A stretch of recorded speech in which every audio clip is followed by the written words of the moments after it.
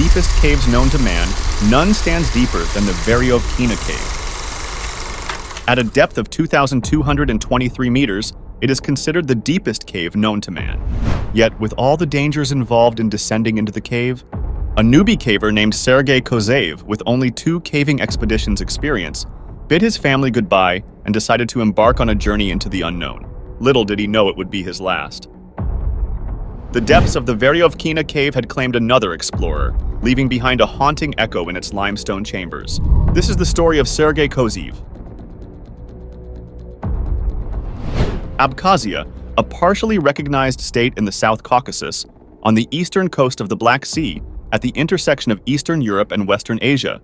It is home to all 4 of the deepest known caves in the world, one of which is the Veryovkina Cave. This remarkable cave holds the distinction of being the deepest known cave on Earth, plunging to a staggering depth of 2,223 meters, which is around 7,257 feet, which is enormous. It's hard to even fathom the depth of this cave. For context, the tallest building in the world, Burj Khalifa, stands at 828 meters, which is 2,716.5 feet. This puts the Veryovkina Cave at twice the size of the Burj Khalifa, and still, you'd have 567 meters worth of space left. It is considered the Everest of caving. It is considered very dangerous, and even the most experienced cavers have a hard time exploring it. Now, in an ordinary cave of moderate depth, you can descend and ascend in a single day. In caves as large as Veryovkina Cave, the descent is more similar to an expedition that you'd expect to see when climbing a tall mountain like Everest. It takes around 8 days to traverse all the way to the bottom and back again. It's also an extremely cold cave. Water flowing through small tributaries splashes through the narrow passageways. The humidity is actually 100%, and with a 4 degrees Celsius to 7 degrees Celsius temperature range, anyone descending will be freezing along the way.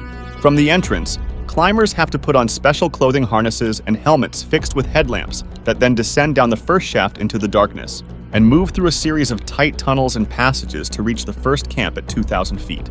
This camp is a permanently installed camp where gear and equipment are stored year-round for emergencies. But depth is not the only danger that lurks within the cave.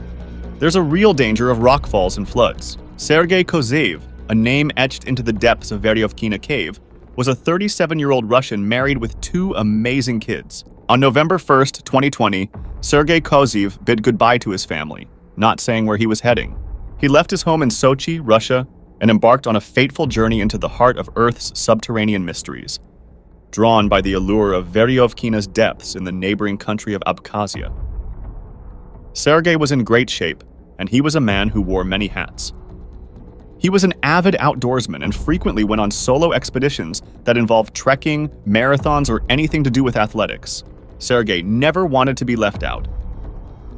It is this same curiosity that led him to develop an interest in caving, in which he was relatively a newbie, having caved twice in Sochi.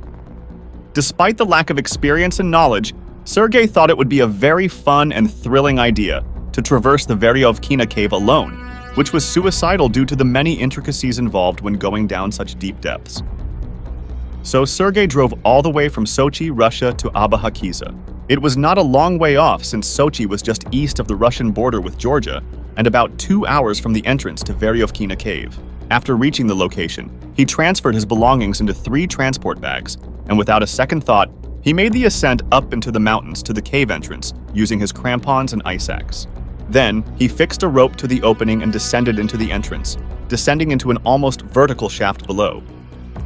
Now in Veryovkina Cave, there are 5 camps at varying depths where you can stop to have a meal and regain your energy.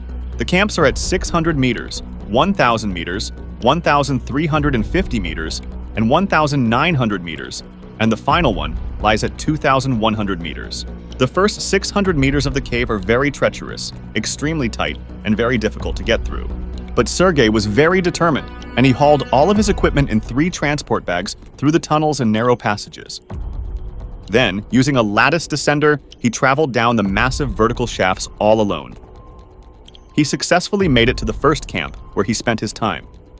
He proceeded to the second camp, where he spent a week surviving on a caveman's diet of ketchup and pasture that he'd cooked down there.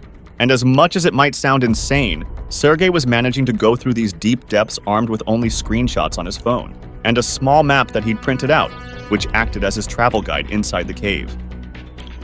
After the second camp, things get a bit more challenging. Beyond that camp, there are some larger and more technically challenging vertical shafts. In addition, the cave becomes significantly wetter from that point onward, and proper equipment is crucial. For any prolonged and adventurous caving trip, it is highly recommended to use a caving undersuit, which keeps one warm and dry. Wetsuit if you're going to be wet for long periods of time underground, and some other essential equipment. So everything was going on smoothly, and Sergey had made it to 1,100 meters, which is a huge achievement for someone who has no caving experience. This is equivalent to more than twice the size of the One World Trade Center, which is a truly enormous feat. But Sergey had made one enormous mistake. He had not carried his wetsuit. So, when the cave started flooding and he was being splashed with freezing cold water, Sergey started freezing. It got so bad that Sergey decided to abandon the mission.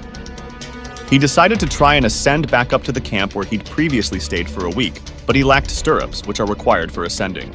With the freezing water constantly splashing at him, he became exhausted and weak. He could only take so much, so he decided to throw in the towel.